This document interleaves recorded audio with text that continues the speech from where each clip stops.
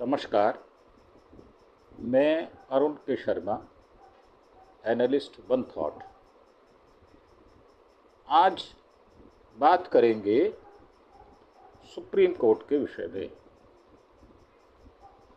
Supreme court में आज जो सुप्रीम कोर्ट के न्यायाधीशों की आलोचना हुई,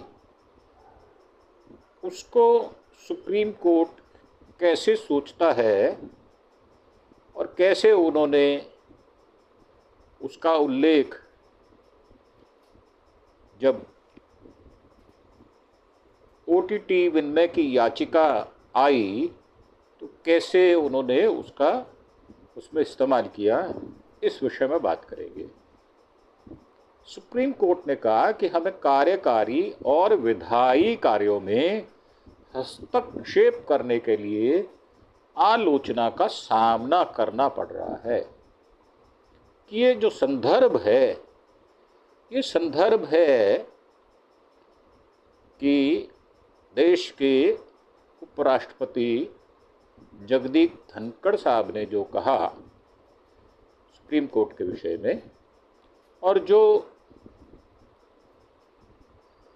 हमारे लोकसभा के एक एमपी हैं, उन्होंने तो खुल्लम खुल्ला सुप्रीम कोर्ट के चीफ जस्टिस साहब एचआर खन्ना साहब के ऊपर आक्षेप कर दिया। तो ओटीटी प्लेटफॉर्म में Netflix, Amazon prime, alt Balaji और बाकी लोगों के खिलाफ सुप्रीम कोर्ट में एक जनहित याचिका दायर की गई थी, जिसमें इसके माध्यम से जो अश्लील सामग्री के वितरण पर आरोप लगाया गया है, उसके विषय में ये मसला था। ये मामला आज जस्टिस पीआर गवई साहब और जस्टिस एजी मसीह की पीठ में समक्ष सूचीबद्ध था, जो इस पर विचार करने के लिए अनुत्सुक दिखाई दिए। उनकी इच्छा नहीं थी, क्योंकि उनका मानना था कि यह मुद्दा नीतिगत क्षेत्र में आता है। हम कैसे कर सकते हैं? यह नीतिगत क्षेत्र में है। नियम बनाना संघ का काम है। संघ मतलब लोकसभा। जैसा कि हमारी आलोचना की जाती है कि हम कार्यकारी कार्यों, विधायी कार्यों में हस्तक्षेप कर रहे हैं, ये टिप्पणी जो है वो गवई साहब ने किस संदर्भ में की? क्या उनके मन में ये शोम है कि आने वाले समय में जब वो 11 मई के बाद देश के सर्वोच्च न्यायालय के चीफ जस्टिस ऑफ इंडिया बन जाएंगे, तो क्या उनको भी ऐसी आलोचना का शिकार होना पड़ेगा? क्योंकि वो सबसे सीनियर पोस्ट है। बहरहाल अब अधिवक्ता विष्णु शंकर जैन हैं, जो कर्ताओं की तरफ से दलील दी कि यह मुद्दा गंभीर है और वे न्यायालय को संतुष्ट कर सकते हैं। तो पीठ ने उनसे याचिका की एक प्रति संघ को सौंपने की जिम्मेदारी दी और कहा कि आप उनको सौंपें। न्यायमूर्ति गवई साहब ने हंसते हुए कहा कि हम अगली सुनवाई के बाद इसे खारिज कर देंगे।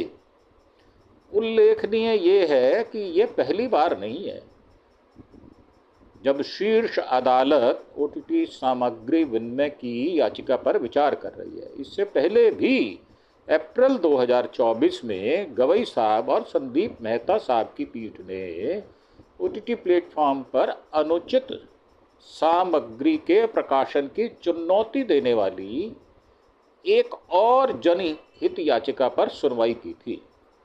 इस याचिका में एक गंभीर सवाल उठाया था, क्या इन ओटीटी प्लेटफॉर्म को बिना किसी प्रतिबंध के ऐसी सामग्री प्रकाशित करने की अनुमति दी जानी चाहिए जो सभी उम्र के लोगों को लिए उपयुक्त ना हो। अर्थात जो 18 वर्ष से छोटे बच्चे हैं उनके लिए कुछ चीज़ें उपयुक्त नहीं होती। तो यह आरोप लगाया गया था कि ओटीटी प्लेटफॉर्म पर कुछ फिल्मों में युद्ध, नग्नता इत्यादि शामिल है, फिर भी कोई भी व्यक्ति स्वतंत्र रूप से फिल्म देख सकता है उसमें। याचिकाकर्ता के वकील की सुनवाई के बाद जस्टिस गवई ने ये सुझाव दिया कि पहले सरकार को एक प्रतिनिधित्व दिया जाए, तदनुसार याचिका को वापस ले लिया गया। साथ ही केंद्र सरकार को एक प्रतिनिधित्व देने की स्वतंत्रता भी दी गई, जिसे कानून के अनुसार तय किया जाएगा।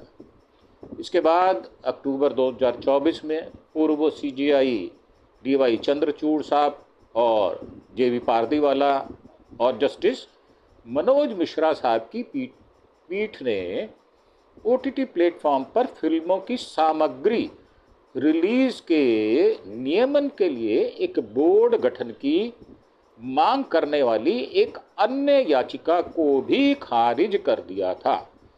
उक्त मामले में याचिकाकर्ता का मुख्य तर्क यह था कि ओटीटी सामग्री की निगरानी या उक्त प्लेटफॉर्म पर फिल्मों की रिलीज के लिए कोई नियम नहीं है।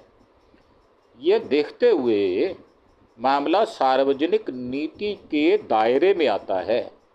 पीठ ने कहा, जब समस्या यह है कि जिस तरह की जनहित याचिकाएं हमें मिल रही हैं, हमारे पास वास्तविक जनहित याचिकाओं से निपटने का समय ही नहीं है, क्योंकि जो पेंडिंग केसेस हैं वो बहुत अधिक हैं और जो हमारे सर्वोच्च न्यायालय में न्यायाधीश हैं उनकी संख्या कम है। मतलब जो ब्लैंक सीट है वो काफ़ी ज़्यादा है और केंद्र सरकार की वहाँ पर नियुक्ति करने का जो मसला है वो लगता नहीं है उनकी मंशा हो, ऐसी कोई बात दिखाई नहीं देती। और इसी वजह से उन्होंने कहा ये बात कि हमारे पास वास्तविक जनहित याचिकाओं से निपटने का समय नहीं है, हम केवल इस तरह की जनहित याचिकाएं पढ़ रहे हैं। ये नीति के मामले हैं। इंटरनेट को कैसे विनियमित किया जाए, ओटीटी प्लेटफॉर्म को कैसे विनियमित किया जाए, यह ऐसा कुछ नहीं है जो हमें अपने अधिकार क्षेत्र के तहत कर सकते हों। तो उन्होंने मौके पर चौका भी लगाया और देश को एक संदेश भी दिया कि सुप्रीम कोर्ट जो है वो अनभिज्ञ नहीं है। और सच बात ये है कि जो हमारे जैसे आलोचक हैं वो तक ये मानते हैं कि कल जो निशिकांत दुबे साहब ने परसों 2-3 बार बयान दिए और जो हमारे पहले इलेक्शन कमीशन के जो चीफ इलेक्शन कमिश्नर साहब रहे कुरैशी साहब, उनके विषय में भी जो ऐसी भाषा का इस्तेमाल किया गया जो हिंदू मुसलमान में फ़र्क दिखाई देता है, उनको ये कह दिया गया आप तो मुसलमानों के आयुक्त थे। और चीफ जस्टिस साहब के लिए ये कह देना कि आप देश में धर्म युद्ध या गृह युद्ध कराने जा रहे हैं, ये सारी जिम्मेदारी आपकी है। जो गृह युद्ध अभी 3-4 जगह देश में चल भी रहा है उसकी जिम्मेदारी उन्होंने HR खन्ना साहब जो न्यायाधीश हैं सीजेआई है उन पर डाल दी। तो इस प्रकार की अनर्गल जो बातचीत है, जो बेलगाम हमारे पास लोकसभा राज्यसभा में घोड़े हैं जिनमें दिनेश शर्मा साहब भी हैं, जो बेलगाम घोड़े, बेजुबान, बदजुबान, जिनको हर मसले पर बोलना है। लोकसभा में भी बहुत सारी बहस जो है वो दुबे साहब ने, निशिकांत दुबे साहब ने उसकी शुरुआत की। अरे बड़ी अच्छी तैयारी भी करते हैं और जितने हल्केपन से, जितने ओछेपन से उन्होंने बातचीत की और जैसी प्रताड़ना और जैसे लांछन उनके पास उनकी ही पार्टी के जो अध्यक्ष हैं उन्होंने लगाए। जगत प्रकाश नड्डा साहब ने कह दिया कि साहब हमारी तो कोई जिम्मेदारी नहीं है, ये बीजेपी का ऑफिशियल स्टेटमेंट नहीं है। उसके बाद निशिकांत जो हैं वो अपनी झेप मिटाते फिर रहे हैं। कभी वो किसी को लिख देते हैं। जब कुरैशी साहब को लिखा गया तो कुरैशी साहब ने एक कोड किया कि ये आम भाषा में कहा जाता है कि भाई मैं गंदगी में उलझना नहीं चाहता। अर्थात उन्होंने ये कहते हुए अपने आप को बचाने की कोशिश की कि जो सूअर होता है उसकी मानसिकता होती है कि वो मैल में जाता है, गंद में जाता है, गंद में लौटता है। और अगर हम सूअर से लड़ाई करने जाएंगे तो हमें गंद में लौटना पड़ेगा, हमको लोटपोट होना पड़ेगा अगर हमको सूअर से लड़ाई करनी है। इस पर भी निशिकांत दुबे ने बड़ा ऊंचा बयान दिया और अपने आप को कह दिया कि हाँ मैं हूं, मतलब मैं जो उन्होंने कहा वो हूं, मैं गंदगी में लौटता हूं। और सच बात यह है कि वाकई में वो गंदगी में लौटे हुए व्यक्तित्व नजर भी आते हैं। जिस प्रकार उन्होंने जो हमारे बंगाल की एक महिला एमपी थी उनके ऊपर निजी तौर पे लांछन लगाए, महुआ मोइत्रा, और जिस प्रकार उन्होंने उनकी लोकसभा की सदस्यता को ख़त्म करवाने में जो मेन रोल था वो उन्हीं का था, और इन्हीं निजी तौर पर भी उन्होंने उनसे दुश्मनी पाल रखी है। तो मेरा मानना ये है कि सत्ता पक्ष हो या विपक्ष हो, विपक्ष को भी संयमित होकर बात करनी चाहिए। उसमें पक्ष की जिम्मेदारी बढ़ जाती है कि उनके व्यक्ति, और सिटिंग मेंबर कोई ऐसा नहीं है कि वो पहली दफ़ा के हैं। 2009 में जीते, 2014 में जीते, 19 में जीते, 24 में जीते, 4 बार जो व्यक्ति लोकसभा का सदस्य रह जाता है उसको इतनी तमीज और इतनी सहनशीलता होनी चाहिए, इतनी पेशेंस होनी चाहिए कि वो जिस व्यक्ति के बारे में बात कर रहा है वो भारत में इकलौता पद है। और ये भी कहा गया कि राष्ट्रपति जिनको शपथ दिलाते हैं, तो भाई साहब एक मेरा भी प्रश्न है, वो ये कि राष्ट्रपति को शपथ कौन दिलवाता है? वो भी हमारे चीफ जस्टिस ऑफ इंडिया ही दिलवाते हैं। तो ये वैसा वर्षा है। अगर बात की जाएगी तो बात बहुत दूर तक जाएगी।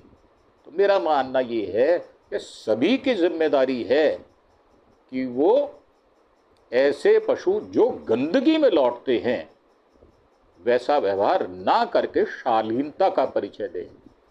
और ये गुड बिहेवियर जो होता है ये हमारे विदेशों में भी इसको भारत में अच्छी दृष्टि से देखा जाता है। परंतु लोकतंत्र में जब हम किसी की खिल्ली उड़ाते हैं या किसी का मजाक बना देते हैं या निराधार आरोप लगा देते हैं तो हम सोचते नहीं हैं, हमें सोचना चाहिए। इन्हीं शब्दों के साथ कि हमें अपनी भाषा संयम को बनाए रखना ये अच्छी बात है, और अगर हम किसी फस को क्रिएट करेंगे तो हमें खुद भी उसका शिकार बनना पड़ेगा। इन्हीं शब्दों के साथ मैं आपसे आज्ञा लूँगा और एक बार फिर से प्रार्थना करूँगा कि आप हमारे चैनल अरुण के शर्मा एनालिस्ट वन थॉट को आप सब्सक्राइब करें, क्योंकि हम आपसे मॉरल और मेंटल सपोर्ट चाहते हैं। हम आपसे कोई फाइनेंशियल गेन नहीं चाहते, ना हमारा कोई इरादा है। हमारा इरादा है कि देश में हो रही मुख्य घटनाओं से आपको अवगत कराया जाए और आपको अपडेट रखा जाए। इन शब्दों के साथ आपका धन्यवाद। Thank you. जय हिंद, जय भारत।